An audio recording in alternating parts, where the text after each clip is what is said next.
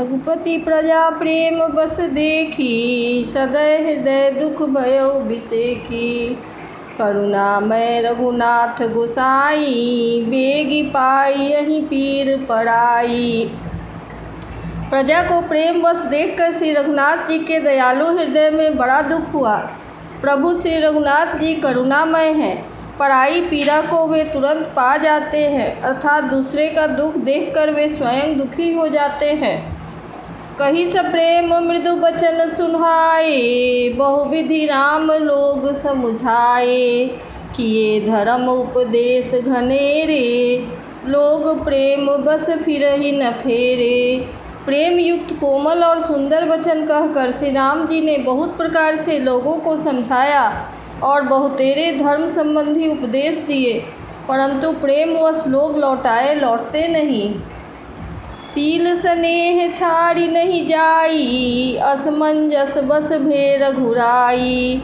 लोग सोग श्रम बस गए सोई, कछुक देव माया मति मोई। सील और स्नेह छोड़ा नहीं जाता।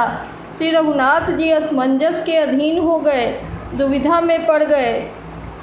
शोक और परिश्रम के मारे लोग सो गए और कुछ देवताओं की माया से भी उनकी बुद्धि मोहित हो गई। जबहि राम जुग जामिनी बीती, राम सचिव सन कहे प्रस प्रीति। खोज मारी रथ हाकहु ताता, आन उपाय बनी ही नहीं बाता।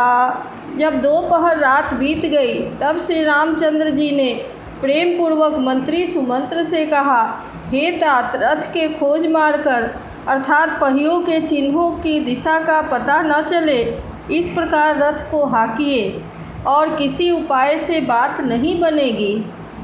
राम लखन सिय जान चढ़ी, शंभु चरण सिर नाई। सचिव चलायो तुरत रथ, इत उत खोज दुराई। शंकर जी के चरणों में सिर नवाकर श्री राम जी, लक्ष्मण जी और सीता जी रथ पर सवार हुए। मंत्री ने तुरंत ही रथ को इधर उधर खोज छुपाकर चला दिया। जागे सकल लोग भय भोरू, गे रघुनाथ भयउ अति सोरू। रथ कर खोज कतहु नहीं पावही, राम राम कही चहुदिसि धावही। सवेरा होते ही सब लोग जागे तो बड़ा शोर मचा कि श्री रघुनाथ जी चले गए, कहीं रथ का खोज नहीं पाते। सब हा राम पुकारते हुए चारों ओर दौड़ रहे हैं। मनहु बारी निधि बूढ़ समाजू, भयउ बिकल बड़ बनिक समाजू। एक ही एक देहि उपदेशु, तजे राम हम जा निकलेसु। मानो समुद्र में जहाज डूब गया हो, जिससे व्यापारियों का समुदाय बहुत ही व्याकुल हो उठा हो। वे एक दूसरे को उपदेश देते हैं कि श्री रामचंद्र जी ने हम लोगों को क्लेश होगा यह जानकर छोड़ दिया है। निंदहि आप सराहहि मीना, अधिक जीवन रघुबीर बिहीना। जौ पै प्रिय वियोग विधि दीन्हा, तो बस मरण न मागे दीन्हा। वे लोग अपनी निंदा करते हैं और मछलियों की सराहना करते हैं, कहते हैं श्री रामचंद्र जी के बिना हमारे जीने को धिक्कार है। विधाता ने यदि प्यारे का वियोग ही रचा तो फिर उसने मांगने पर मृत्यु क्यों नहीं दी। एहि विधि करत प्रलाप कलापा, आए अवध भरे परितापा। विषम वियोग न जाई बखाना, अवध आस सब राखहि प्राणा। इस प्रकार बहुत से प्रलाप करते हुए वे संताप से भरे हुए अयोध्या जी में आए। उन लोगों के विषम वियोग की दशा का वर्णन नहीं किया जा सकता। 14 साल की अवधि की आशा से ही वे प्राणों को रख रहे हैं। राम दरस हित नेम व्रता, लगे करन नर नारी। मनहु को की कमल, दीन विहीन तमारी। सब स्त्री पुरुष श्री रामचंद्र जी के दर्शन के लिए नियम और व्रत करने लगे और ऐसे दुखी हो गए जैसे चकवा चकवी और कमल सूर्य के बिना दीन हो जाते हैं। सीता सचिव सहित दो भाई श्रृंगबेरपुर पहुँचे जाई। उतरे रामदेव सरि देखी कीन्ह दंडवत हरस बिसेखी। सीता जी और मंत्री सहित दोनों भाई श्रृंगबेरपुर जा पहुँचे। वहाँ गंगा जी को देखकर श्री राम जी रथ से उतर पड़े और बड़े हर्ष के साथ उन्होंने दंडवत की। लखन सचिव सिय किए प्रणामा सबहि सहित सुख पायौ रामा। गंग सकल मुद मंगल मूला सब सुख करनि हरनि सब सूला। लक्ष्मण जी सुमंत्र और सीता जी ने भी प्रणाम किया। सबके साथ श्री रामचंद्र जी ने सुख पाया। गंगा जी समस्त आनंद मंगलों की मूल हैं। वे सब सुखों की करने वाली और सब पीड़ाओं की हरने वाली हैं। कही कही कोटिक कथा प्रसंगा राम बिलो कही गंग तरंगा। सचिव ही अनुज ही प्रिय ही सुनाई विबुध नदी महिमाय अधिकाई। अनेक कथा प्रसंग कहते हुए श्री राम जी गंगा जी की तरंगों को देख रहे हैं। उन्होंने मंत्री को, छोटे भाई लक्ष्मण को और प्रिया सीता जी को देव नदी गंगा जी की बड़ी महिमा सुनाई। मज्जन कीन्ह पंथ श्रम गयऊ सुचि जल पियत मुदित मन भयऊ। सुमिरत जाहि मिटई श्रम भारू तेहि श्रम यह लौकिक व्यवहारू। इसके बाद सबने स्नान किया जिससे मार्ग का सारा श्रम दूर हो गया और पवित्र जल पीते ही मन प्रसन्न हो गया। जिसके स्मरण मात्र से बार बार जन्म लेने और मरने का महान श्रम मिट जाता है, उनको श्रम होना यह केवल लौकिक व्यवहार नर लीला है। शुद्ध सच्चिदानंदमया कंद भानुकुल केत चरित करत नर अनुहरत संस्कृत सागर सेतु।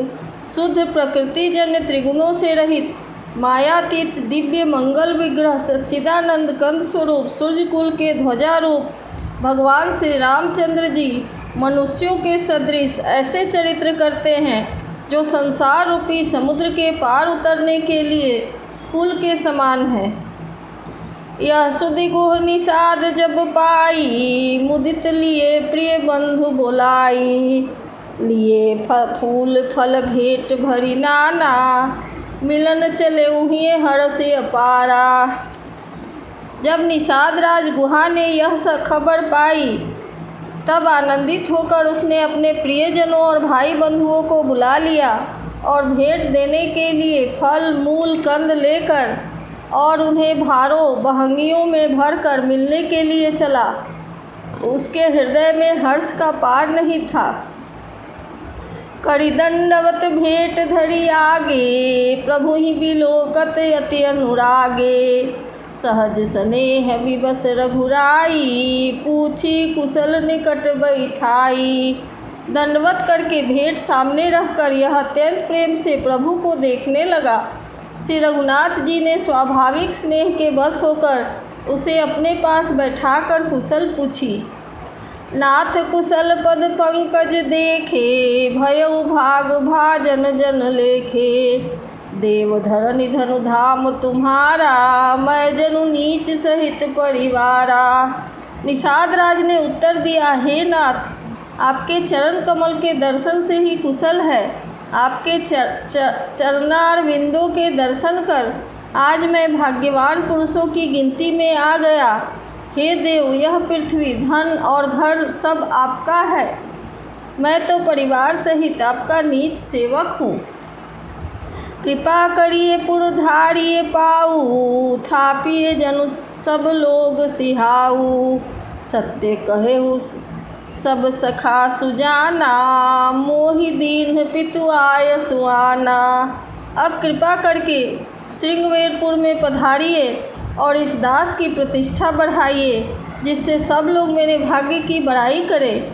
श्री रामचंद्र जी ने कहा, हे सुजान सखा, तुमने जो कुछ कहा सब सत्य है, परंतु पिताजी ने मुझको और ही आज्ञा दी है।